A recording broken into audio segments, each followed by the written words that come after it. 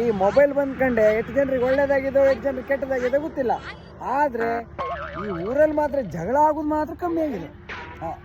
ಮೊದಲು ಎಂತೆಂಥ ಜಗಳ, ಅದು ಕತ್ತಿ, ಕೊಡ್ಲಿ, ಪಿಕಾಸಿ, ಕುಟಾರಿ, ದಪ್ಪಗಿ, ಅಯ್ಯೋ ಎಂತೆಂತೆಲ್ಲ ಹೊಡೆದಾಡ್ತಿದ್ರು. ಅವ್ರ ಊರಲ್ಲೇ ನಾಟಕ ಫಂಕ್ಷನ್ ಏನಾರು ಆಯ್ತಂದ್ರೆ ಈ ಊರಲ್ಲೇ ಒಟ್ಟು ತಗೊಂಡು ಹೋಗೋದು, ಅವ್ರಿಗೆ ಹುಡುಕೆ, ಅವ್ರಿಗೆ ಹಂಗು ಮಾಡಿ ಜಗಳ ಮಾಡ್ಕ ಅವ್ರಿಗೆ ಹೊಡೆದಾಕೋದೆ, ತಲೆ ಎಲ್ಲ ಹೊಡೆದಾಕ ಬರೋದು. ಕಡೆ ಕಂಪ್ಲೇಂಟ್ ಆಗ್ತಿದ್ದು ಒಂದು 15 ದಿವಸನೋ 20 ದಿವಸನೋ ಜೈಲಲ್ಲಿ ಹೋಗೋದು ಮತ್ತೆ ಬರೋದು. ಅವ್ರು ಮತ್ತೆ ಕಾಯ್ತಾ ಇರ್ತಿದ್ರು ಇವ್ರ ಊರಲ್ಲಿ ಯಾವ ಜಾತ್ರೆ ಆಗೋದು. ಒಂದೇ ಇವ್ರ ಊರಲ್ಲಿ ಜಾತ್ರೆ ಆದ್ಕೊಂಡು ಮತ್ತೆ ಅವ್ರು 2 ಜನ ಊರೆಲ್ಲ ಕೂಡ್ಕೊಂಡ್ಬಂತ ಇವ್ರ ಊರಿಗೆ ಬಂತು, ಇವ್ರಿಗೆ ಹೊಡೆದಾಕ ತಲೆ ಹೊಡೆದಾಕ ಹೋಗೋದು.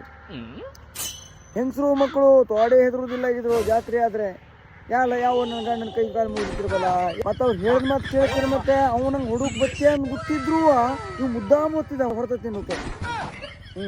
ಅವ್ರು ಹಂಗೆ ತಂಗೆ ಹುಡುಕಿ ಅಂತ ಗೊತ್ತಿದ್ರು ಮುದ್ದಾಮಾಗಿ ಬರ್ತೀನಿ ಮತ್ತೆ ಹೊಡೆತ ತಿನ್ನೋಕೆ. ಆದ್ರೆ ಅವ್ರ ಧೈರ್ಯ ಮಾತ್ರ ಮೆಚ್ಚಬೇಕು. ಕಲ್ಲಂತ ಧೈರ್ಯ ಅವ್ರದ್ದು. ಯಾವ ಮಗುಗೂ ಹೆದರೋರಲ್ಲ. ಮತ್ತೆ ಒಂದಂದ್ರೆ ಒಂದೇ, ಎರಡಂದ್ರೆ ಸುಳ್ಳಂದ್ರೆ ಬೇಕಾದ್ರೆ ನೋಡಿ ಪ್ರತಿ ಒಂದು ಊರಲ್ಲೂ ಅಂತಾರೆ ಒಬ್ಬೊಬ್ರು ಇವರು ಅವ್ರು ಯಾರಿಗೂ ಕೇರ್ ಮಾಡೋದಿಲ್ಲ. ಹಂಗಂತ ತೊಡಗೇನಿ ಇವ್ರು. ಮತ್ತೆ ಊರಲ್ಲೇ ತಮ್ಮ ಬ್ಯಾಳಿ ಬೇಯಿಸೋಲಾಗೆ ಬ್ಯಾರಿಗೆ ಹುಚ್ಚು ಹಾಕ್ಸೋದು, ಬ್ಯಾರಿಗೆ ಹೊಡೆತ ತಿನ್ಸೋದು, ತಾವು ಹೊಡಿಕೊಳ್ಳೋದು. ಇಂಥವ್ರು ಇರ್ತೀರಿ. ಮತ್ತೆ ಅಂಥವ್ರಿಗೆ ಮತ್ತೆ ಯಾವಾಗ ಸಪೋರ್ಟ್ ಮಾಡಿ ಹೋಗ್ಕೊಂಡು ನೀವು ಹೊಡೆತ ತಿನ್ಸ.